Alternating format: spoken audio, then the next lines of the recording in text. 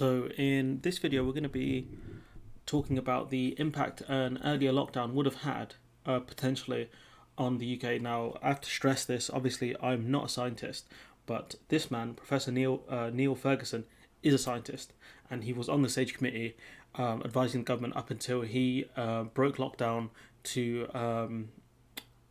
for a lady. Essentially, let's just leave it at that. You know, and so he's now claiming that an earlier lockdown would have halved the death toll. So the number of coronavirus deaths in the UK could have been halved if the lockdown had been introduced a week earlier, a former government advisor has said. So Professor Neil Furguson, whose advice was crucial to the decision to go into lockdown, said the outbreak had been doubling in size every 3 or 4 days before measures had been taken. The Prime Minister said it was too early to make such a judgment, but Italy had made that judgment around the 9th of March, and we'll go to that in a few minutes. So Boris Johnson added a lot of these things were still premature. This epidemic has a long way to go. So limited information on the virus, and this is a common thread through the statements of him and the other scientists we'll look at in a minute. So Chief Scientific Officer Sir Patrick Vallance said important questions about the measures still needed to be addressed. The UK medical advisor Professor Chris Whitty said, looking back at how we improve on what we do was routine. Part of the problem at that stage is we had very limited information about the virus. The UK lockdown began on the 23rd of March. So obviously this number is inaccurate, but the number of people who had died with coronavirus in the UK stands at 41,128, which obviously that number has gone up because this article is from the 10th of June. So Professor Ferguson, who resigned as a government advisor last month after allegedly breaching lockdown rules, he said we made the rather optimistic assumption that somehow the elderly would be shielded, and so his model and the model of some of the Sage guys were lower because the government assured them that care homes would be protected. We know care homes were definitely not protected, not in the slightest, and that's a video I covered previously about how they sent COVID positive patients back into care homes without the care homes having the facilities to quarantine them, and councils essentially bullied care homes into taking COVID positive patients by saying that there'll be spending cuts and less funding to care homes if they didn't do this. So we know the exact opposite happened. So Professor Ferguson, so anticipated in theory, so all this stuff is about just, the models and things like that. But the only way you can really protect care homes is to do extensive testing to make sure it doesn't get in, which is something obviously the government hadn't done at the time. And that's why one of the reasons why the UK deaths are so high. And the same with the deaths in New York as well. So here we have some analysis. Scientists have told BBC News that an estimated 100,000 people were being infected every day in England by the time it went into lockdown. So you can see this thing spread like wildfire through the country.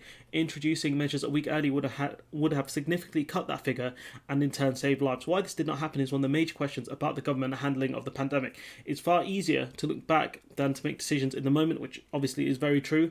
There was a lack of information on the scale of the outbreak within the UK because of the lack of testing. But other scientists were making the case the UK should go into lockdown weeks before it happened. And this is about the models here. Some members of the pandemic modelling group, SPI-M, have communicated their concerns to me that some modelling groups had more influence over the consensus decisions than others, he said. So it's very possible that the models which had less people dying were the ones given credence over the other models, probably because the government wanted to keep the country open for economic reasons. And so if we jump to this article, does everyone remember this guy? Not Handsome Man, not the handsome scientist here, but this guy.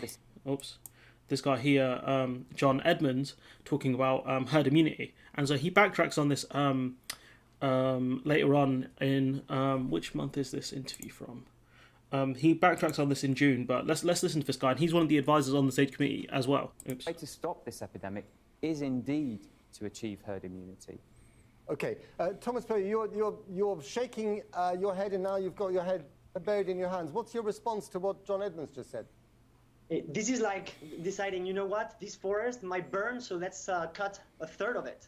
This is crazy. We want to have 10, 20, 30% of the population catch this.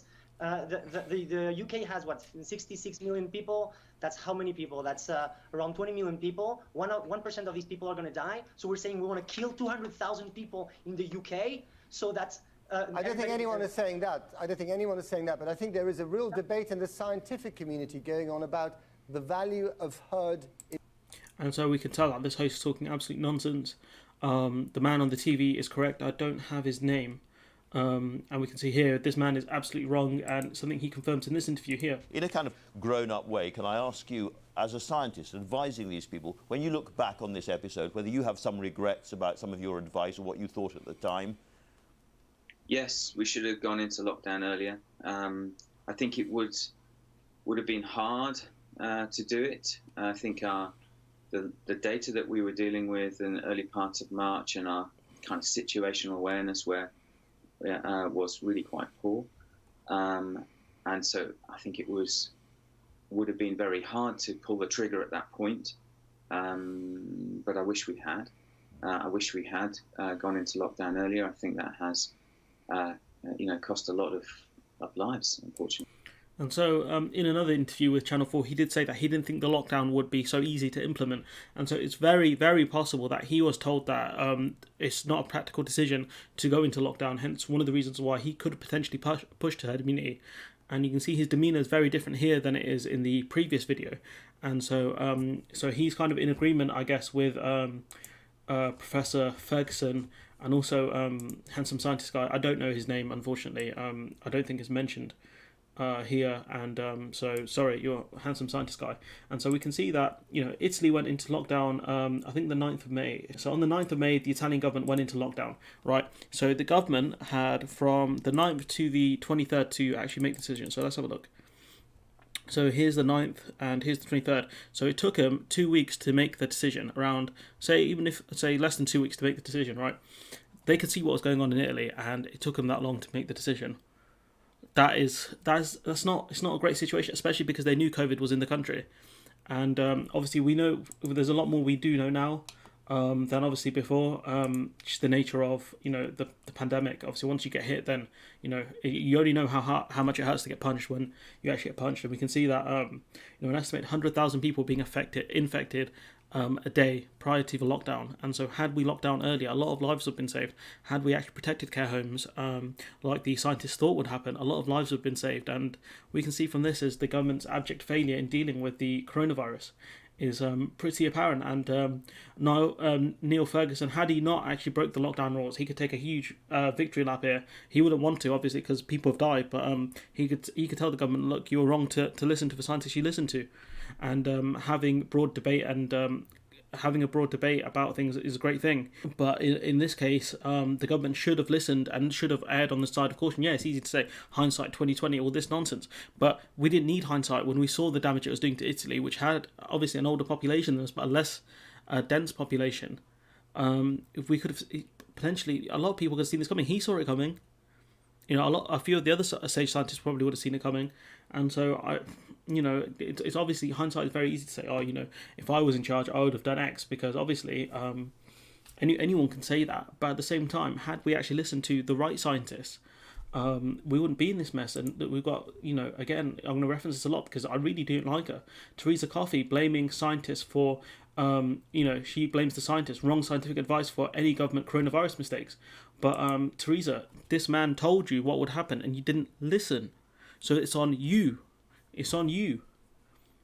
It's on you. And you're going to get your own video, you and the care home minister. I can't remember her name, something Watley or something like that. And so I'm embarrassed. I'm embarrassed for you. I'm embarrassed for Boris, this guy who wants to be Winston Churchill. He was so desperate to be like Winston Churchill. Now the country's in a crisis. He couldn't deal with it. Abject failure. And so look, I'm going to leave the video there. Let me know what you think in the comments below. Like, comment, share, subscribe. And yeah, hopefully I'll see you in the next one.